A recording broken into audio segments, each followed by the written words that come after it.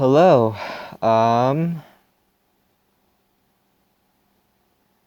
So I guess in this video I'm going to be breaking down I'm going to be breaking down reality. All right. So what is reality? Reality is what's objective. So what is objectivity? It's the outside world you see around you, and it's yourself is part of that, right? Okay, so then what makes it all go? Well, in order for anything to go, there has to be something for it to go through. Every wave requires an ocean. You know, the sound requires air to travel through as a medium. So every wave requires an ocean. So what is it that reality is traveling through? That's time. That reality is traveling through for us to experience it as objective reality. So then what exactly is time? Time is the passing of moments.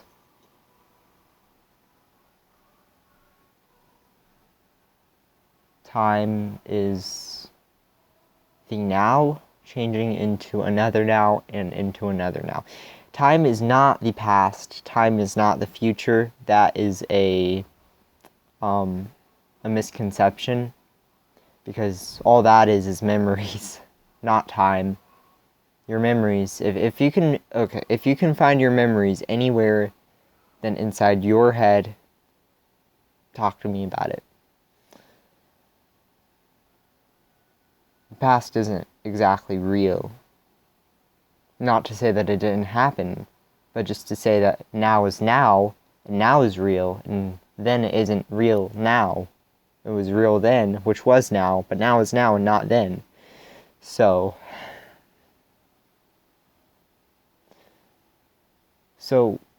time is the passing of moments, one moment to the next, maintaining its solidity as one moment.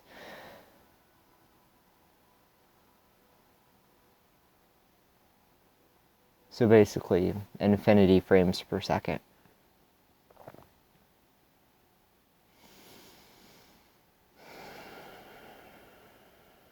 So what makes time go? How is time possible in reality? What causes time to exist?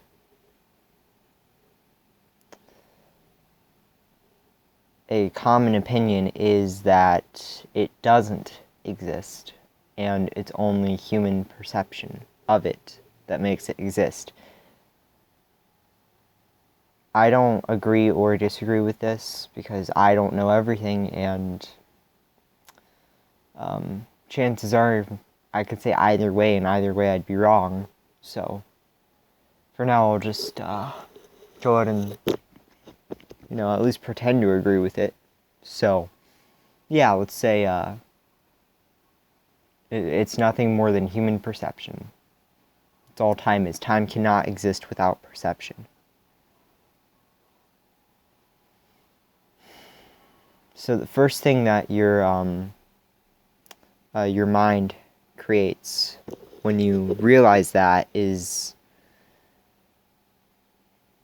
well, time has to be real, because how else could things happen, right? How could everything around you work if there was no time for it to work? You see time everywhere, atoms constantly move and stuff, right? Okay, well, once again, if you can find time outside of your perception, let me know. Because I look everywhere, and everywhere I look, I only see time inside of my perception. I can't find it outside. So if you can, that's great. But I'm pretty sure it's only in my perception. Maybe not. But that's all I see. And science is observation and measurement, right?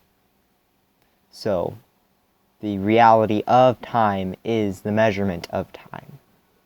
And if time is the fundamental basis for the existence of reality, then that would mean that everything is nothing.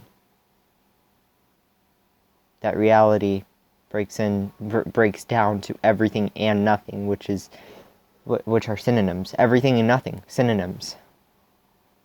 Zero is a very special number. It contains the potential for any number so long as you have the positive and negative value of that number, of that absolute value. You can have 1,000,000, kabillion, drazillion, as long as you have the positive and negative of that. Both of those are inside zero. Zero is infinity canceled out.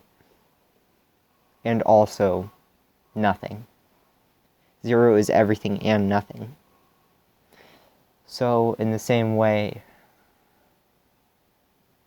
reality is.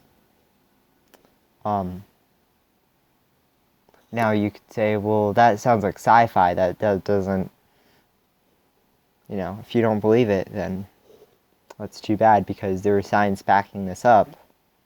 Look into the double slit experiment. Now, I was thinking about this earlier, and I wasn't even thinking about the double slit experiment. So,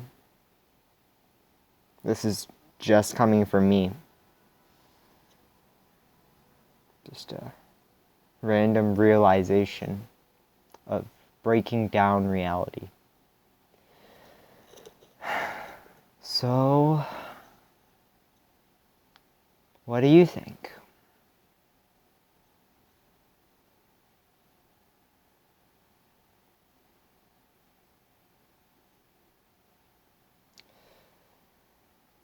My second thing to say would probably be, if, going back to the very beginning, if reality is objective, and you are a part of that objectivity just as much as anything else is, then how at one point did you not exist? At one point you didn't exist, you were nothing. You were nothing in everything. Does that make any sense to you? How you are part of objectivity, but at one point did not exist. If someone could explain that, that would be great. But most of you wouldn't understand the concept of consciousness. I've tried to explain it to many people, and very, very few come to the realization of self, of selfhood. And I don't mean the ego. And I don't mean the other kind of ego either. I don't mean the self-ego or the personality ego. Neither of those. I mean the self. I'm not even going to say true self, because that's still way off. I could say true self, and people are still going to think of something else. I mean I could say the essence that you have. But that's still incorrect. It's the essence that you are. The thing that you are. And I don't mean that you're a human. I don't mean you're a person.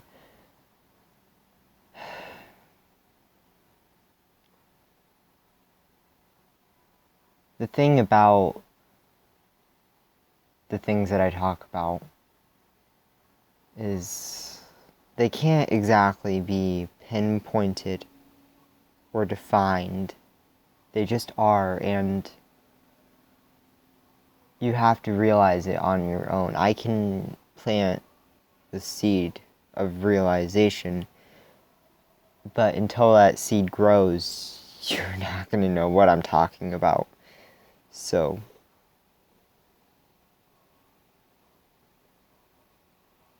it's the best I can do.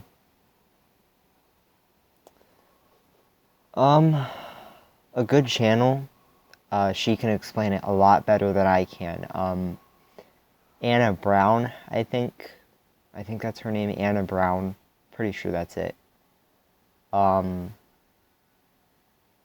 She's got a great channel.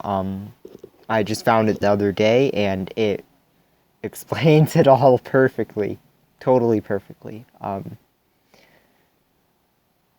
course, to some people, it still won't make sense, or you'll misunderstand what she's saying and think she means something else. Like, the human mind always tries to define things, so it takes something incalculatable and it turns it into the nearest thing that is calculatable, which causes you to, you know, it's like your mind is the greatest salesperson that could ever trick you. That's that's the best I could explain it. It's like your mind clickbaiting you into a certain self-made belief.